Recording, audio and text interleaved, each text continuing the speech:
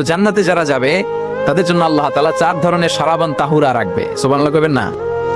1 number mineral water, mineral ওয়াটারের ঝর্ণা, আপনি ওখান থেকে দেদারসে পান করবেন। নাম্বার 2 দুধের ঝর্ণা, দুধের ঝর্ণা, ফ্রেশ মিল্ক এর ঝর্ণা থাকবে। নাম্বার 3 মধুর ঝর্ণা, মধু খাবেন বেশি বেশি, মধুর মধ্যেও শিফা আছে। এই কোরআনে 2টা জিনিসের ক্ষেত্রে আল্লাহ উল্লেখ করেছেন শেফা। এক হচ্ছে কোরআন, কোরআনটা নিজেই শেফা, সুবহানাল্লাহ। আর হচ্ছে দুধ, আর হচ্ছে মধু, মধুর ভিতরে শেফা আছে না নাই? আছে।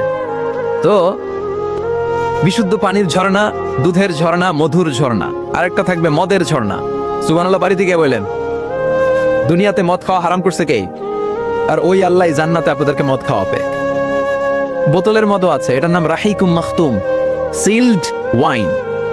মিজাজুহা কাফুরা, কর্পূরের ফ্লেভার থাকবে। মিজাজুহু মিন তাসনিম, তাসনিমের ফ্লেভার থাকবে।